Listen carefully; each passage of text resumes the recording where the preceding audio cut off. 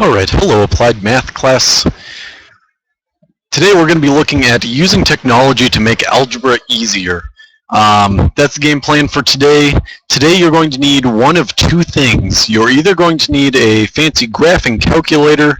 I know that many of you bring a graphing calculator to class each day, so either have a graphing calculator, or alternatively, if you do not have a graphing calculator with you today, the laptop cart should be in the classroom. I believe Mr. Kemp got the laptop cart. Log on to Moodle on one of those laptop cart computers, and then head down under the Applied Math section over to the Geogebra application. You should see Geogebra application down there. Click on that. That should pull up Geogebra for you, which is as good as a graphing calculator, sometimes better. Should pop up here. It'll take a little while to load on those little small computers. I'm imagining with those small screens, the whole application probably doesn't show up all at once. If you'd like to see it all at once, on those keyboards on that computer, you should have a function key. It just says fin somewhere around the Windows key here. I forget exactly where. Hit that function key, hold that, and then type F11. That should be up top here somewhere, and that'll make the Internet Explorer become a full window. I'll show you what I mean here. Over here, if I hit the F11 button, Internet Explorer becomes a full window, and that's all that's going to show up on your screen. That should give you enough room to see all of Geogebra here. Anyways, after you've gotten ahead and found one of those two things, either a graphing calculator or Geogebra, you're all set. So pause the video until you are ready. All right, continuing on. Just a quick review from last class. Domain and range, you know the definitions of those. You wrote them down. Domain is the all the x values that can possibly be put into an equation, and the range is going to be all the y values you can possibly get back out of a function. We looked at things like the function f of x squared. If we look at f of x squared here, we have to ask ourselves, well, what numbers can we put in? We can start testing out numbers like, well, can we put in a 0? Yeah, 0 squared is just 0. Can we put in a 1? Yeah, that's fine. 1 squared is 1. Can we put in -5? Can we start putting in negatives? Yeah, if we put in a negative there, we could say f of -5. And then if you type that into your calculator, f of -5, well, -5 times -5 is +25. Yeah, that one works as well. So as far as domain goes in this function here, you can pretty much put in whatever number you want. There aren't going to be any divide by zeros. There aren't going to be any square roots of negative numbers. So for domain, we're going to say the domain is any number between -infinity and +infinity. I'll write those in right here. -infinity and +infinity would be our domain. Our range, on the other hand, there are certain numbers we can't get back out. I know this is a problem we looked at last class. With this x squared, the squared is going to make anything that comes into it, besides imaginary numbers, we're ignoring that. Anything that comes into it, it's going to become positive. F of -5 became +25. F of 5 is going to become +25 as well. So we'd say that the range is going to be any positive number, and we can write that as anything including 0 all the way up to infinity and beyond. Any number between 0 and infinity, any positive number is going to be the number that we can get back out of that. Looking at a graph now of this, if we want to look at a graph of x squared, we just got done with our quadratics unit, so you should be familiar with what a graph of x squared looks like. Typing this into Geogebra now,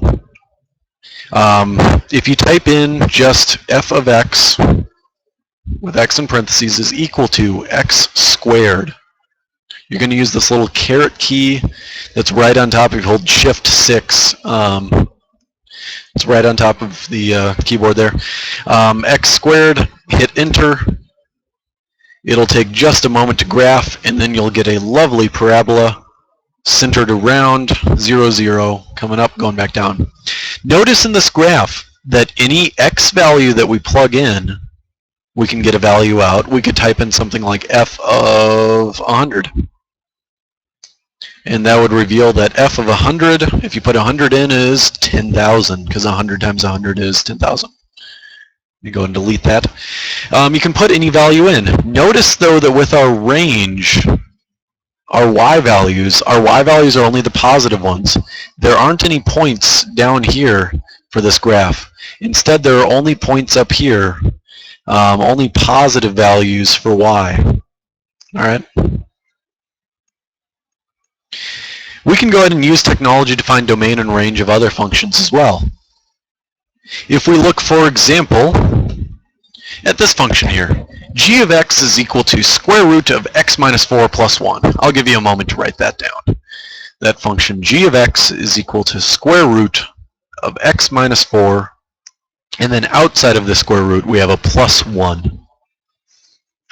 Now, what's going to happen with this function? What's our domain? What's our range? When determining these domains, consistently ask yourself, what can we not do? I'm going to write that question in red here. When determining domains, what can we not do? Well, I know we can't divide by a 0. If you try to divide by a 0, you get an error in a calculator. I know we can't take a square root of a negative, otherwise it turns into imaginary, and besides imaginary friends, imaginary things are not that cool. So what are we going to do? I see we have a square root. We can't have negative numbers in there. What numbers can we plug in? Well, if we plug in a 5 right now, 5 minus 4 is a 1, square root of 1, yeah, that works. If we plug in a 4 right now, 4 minus 4 is a 0, square root of 0 is 0. Okay, that's fine. If we plug in a 3, 3 minus 4 is a negative 1, square root of negative 1 is imaginary, and that's terrible. 3 doesn't work. Anything below 4 is not going to work. In fact, we are not allowed to put anything below 4, so we would say that the domain is going to be anything 4 and above. We could write that as 4 all the way up to infinity. It's a terrible infinity. There we go. The range, on the other hand, we'll switch that. What looks good? Green. Go for Christmas colors. The domain, on the other hand, or the range, on the other hand, rather, is going to be any number that we can get back out. Remember that square roots are any positive numbers, and we're dealing with any positive numbers here, like in that last problem, with 1 added on. Our range is going to be anything 1 and above. All right? Take a second to write that down. Domain is anything 4 and above, and range is anything 1 and above. You could have written that in other notation. I know we've written this thing as 4 is less than or equal to x, which is less than infinity, less than or equal to. And we could also write this other one as 1 is less than or equal to y is less than or equal to infinity. So, domain 4 or greater, range 1 or greater. Let's look at a graph of this. If you go ahead and graph this, I graphed the last one on Geogebra. I'm going to go ahead and graph this one on our graphing calculator. Under y equals, I'm going to go ahead and put in a square root of x minus 4 into my parentheses, add a 1. If we look at a graph of this, now my graph is a little wonky right here. I'm going to go ahead and hit zoom and go back to zoom standard for this graph. Notice that we don't have any points over here. There are absolutely no points in this area. Instead, we have some points starting at 4. Remember, our domain was 4 and up, anything bigger than 4. And our range is nothing below 1. We don't have any numbers down in this area here, or even below 1 right here. All of our y values are above 1. So we'd say that's our range, anything 1 and above. Now for some equations, domain and range are real easy to do. In other equations, here's a polynomial. It has an x to the 4th power rather than our standard quadratics with some x squareds and whatnot. Let's look at what this graph looks like. And I'm going to pull this one up on Geogebra. I'm going to choose to pull this one up on Geogebra. Looking at this equation right here, I'm going to go ahead and type in this equation. You might want to put it in your notes, but please follow along on your technology as well. I'm going to type this in: x to the 4th power minus 4x to the 3rd power plus 9x minus a 1. Graph that. Looking back at our graph, if you hit this button, by the way, in GeoGebra, top right button, right here, you can start scrolling down a little bit. Also, if you right-click, zoom about 80%, you're going to zoom out just a little bit. All right, we have a graph. I'm going to zoom out a little bit more. We have a graph. It comes down, makes a couple loop-de-loos, goes back up. It looks to me like we can put any x value into our graph. We could try that out by saying f of 100 gives us a large number, but it works. F of negative 100 gives us a large number, still works, totally fine. Unfortunately, it's harder to determine how low or high this graph went. I'm going to zoom back in a little bit here. I'm not sure exactly how low this graph went. So here's what I'm going to do. I want a minimum, a local minimum it's called, and you'll see that a little bit in pre-calc and calc. I want a local minimum of this graph. So in GeoGebra, I'm going to start typing in min. All right, stands for minimum. In bracket parentheses, I'm going to type in our function first, f of x. Then I'm going to hit comma. And I'm going to type in the low x value and high x value that it's between. I see in my graph it's somewhere between about -2 and 0 is where we're going to find this low value for x values, -2 and 0. So I'm going to type in -2 comma 0 and hit enter. I'm going to delete these other numbers that we did before. It looks like our point is located at -0.77 and -5.75. There are probably more decimal places to this. That means that this, in this graph right here, this point that I have highlighted, its y value, I have a circle thing, right? There we go. Its y value is about -5.75.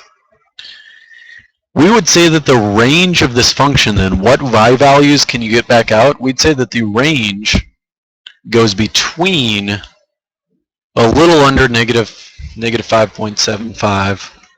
You can write in a few more decimal places. I need some more space for this, goodness. Range, -5.75. 2, 4, and it keeps on going on and on and on. And it looks like it goes up to infinity. So we'd say that that is our range. Our domain, on the other hand, putting that in green, domain, it looked like we could get any numbers in there, so that'll just go between -infinity and infinity like usual.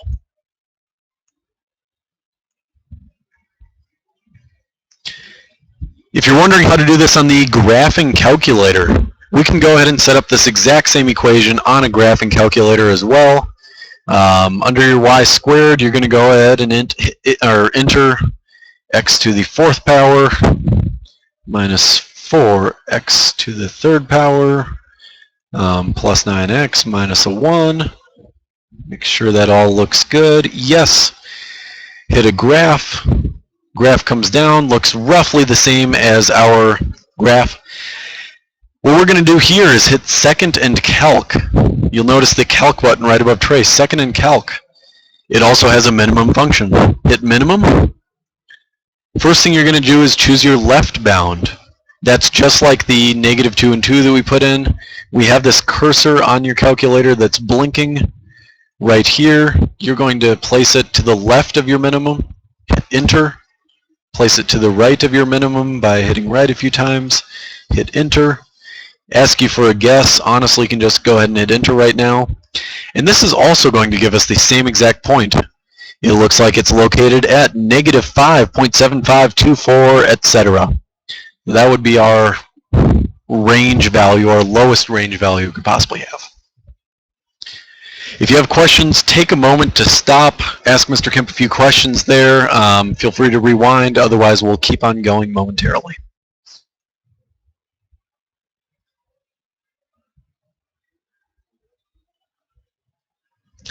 All right, we can use graphs to solve difficult equations as well. Throughout all of your math career over the course of the last 10 years or whatever, you've had to do math on your own and you haven't had the opportunity to have a computer do it all for you.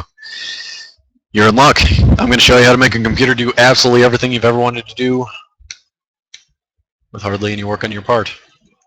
This is a huge MCA tip, by the way. Solving any equation, you can do this by just plugging it into your calculator, which is awesome. In this equation right here, sine of 2x plus 3 is equal to x squared minus 2x minus 4. Yuck. This has both a quadratic and a trig function in it.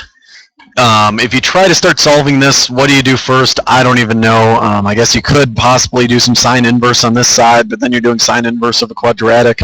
You could try to do quadratic formula, but first you need to subtract the sine of 2x plus 3 over. It's going to get gross really fast. You don't want to do it. I don't want to do it. Einstein doesn't want to do it. So here's what we're going to do. We're going to separate this function into two pieces. We're going to take the left side, sine of 2x plus 3 piece, and then we're going to take the right side, this x squared minus 2x minus 4 piece. All right? We're going to plug both of these values into Geogebra independently. So flipping on over to Geogebra, you might want to hit File New. Up top, File New. That'll clear your Geogebra. You don't need to save it. That'll clear any equations that you had previously. Now, on your input, on the bottom here, you're going to input each of these separately. Sine of 2x plus 3, you'll input as one of your equations. It says f of x. It'll fill in the f of x for you, by the way. You don't need to type f of x. Sine of 2x plus 3. On the other side of your equation, you're going to go ahead and type in this x squared minus a 2x minus a 4.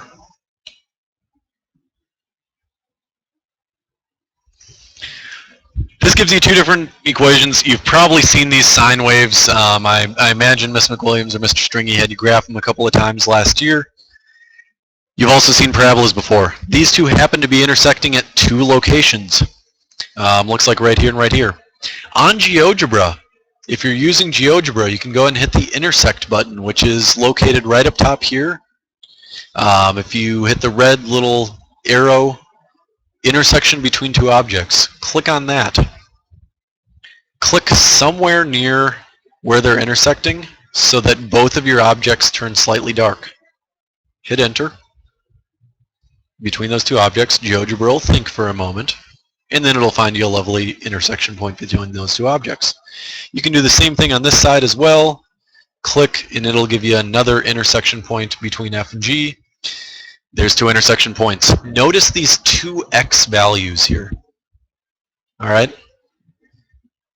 These are really important. Negative 1.3154 and 3.2287. Those are the two possible x values that you could plug into these equations to get the same answer. In other words, those are your answers for your x values.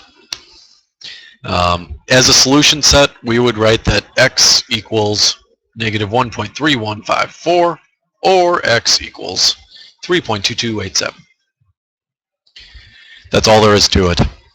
Any equation that you've ever done over the course of your past 10 years of math can be done with a graphing calculator in about 30 seconds.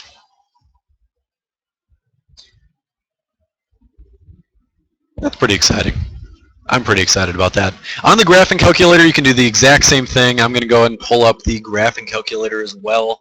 By the way, please be in radian mode. If you hit mode button, head down to radian, hit enter, make sure you're in radian mode. Under your y equals, you can go ahead and type the sine button, sine of 2x plus 3 on the one equation. On the other equation, we're going to go ahead and have an x squared minus a 2x minus a 4. Hit graph. This will generate the exact same graph that you were seeing earlier. Slightly smaller graph. From here, you're going to go ahead and hit second calc again.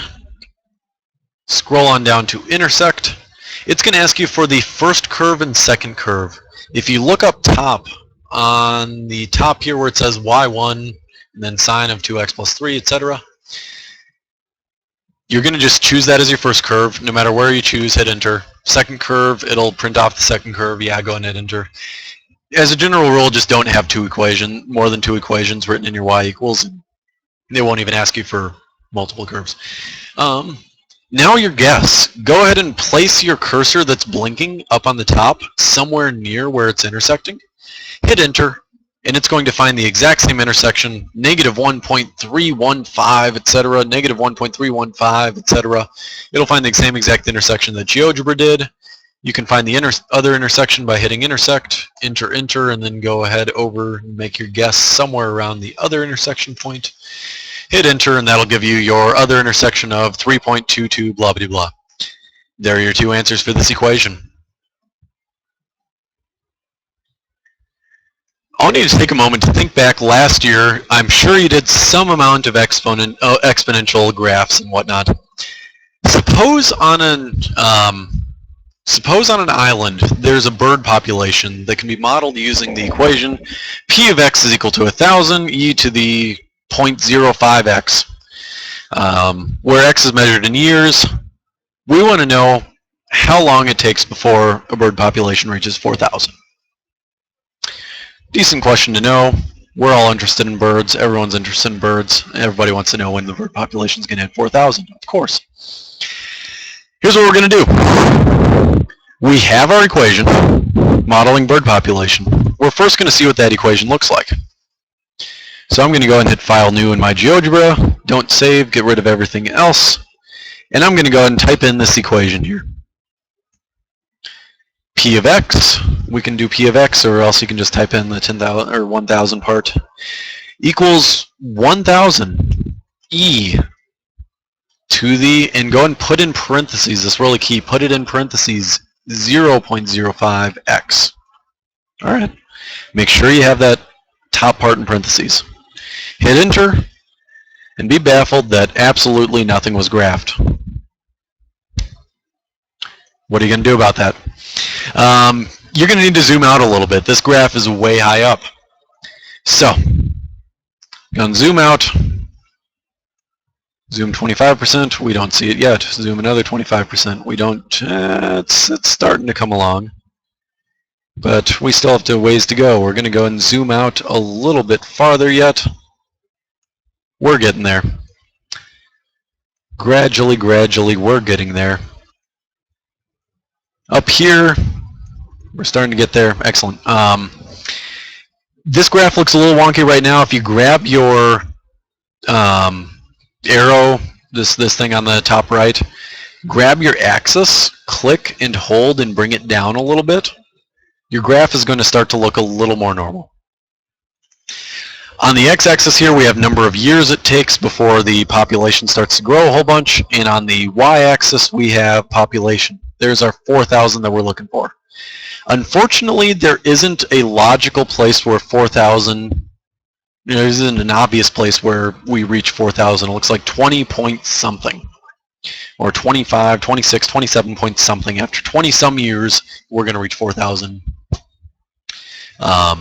Here's what we're going to do. We want to know when P of x is equal to 4,000. All right.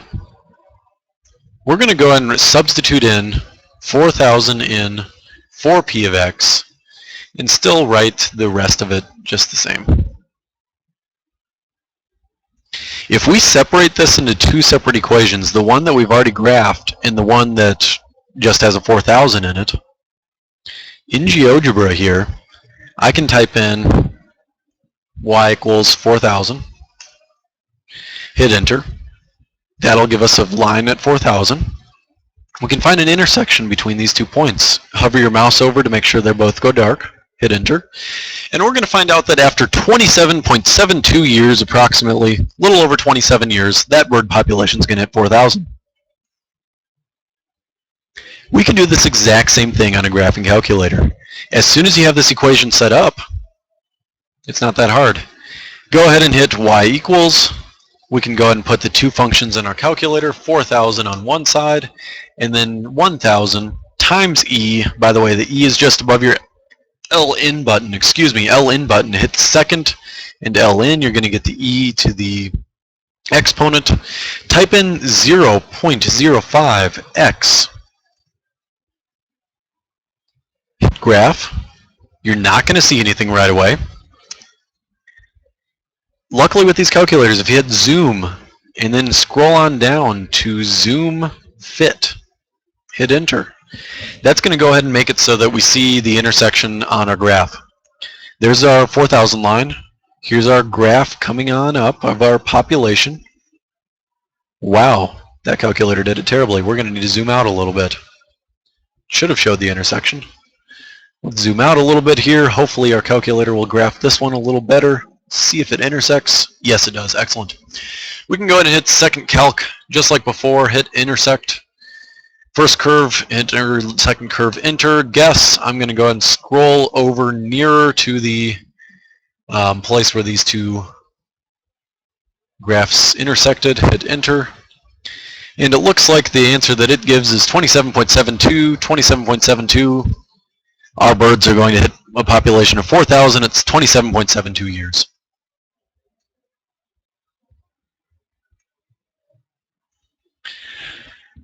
That was it. Just as a quick review here, we looked at domain and range. You can find domain and range simply by graphing functions and then determining how high up or down they go, how far left or right they go. You can also solve any equation that you want to with graphs, pretty much eliminating everything that you ever needed to learn over the last 5 years. Just kidding. You needed to know all that. Anywho, nicely done. Hopefully you kept up with that. Stop and ask any questions you have of Mr. Kemp right now. Hopefully we'll be able to help you out and get you started on the assignment. Your assignment for tonight is to use either Geogebra off of Moodle or a graphing calculator. Practice finding domain and range of a few really weird functions, and then try to solve some complex equations like the ones that you saw here, or this bird problem. Try to solve some complex equations using a graphing calculator. You don't need to do any algebra. That's kind of nice, the graphing calculator to do it for you. Give that a shot. As always, email me if you have any questions. Otherwise, I will see you on Friday. Have a wonderful day. Take care. Bye-bye.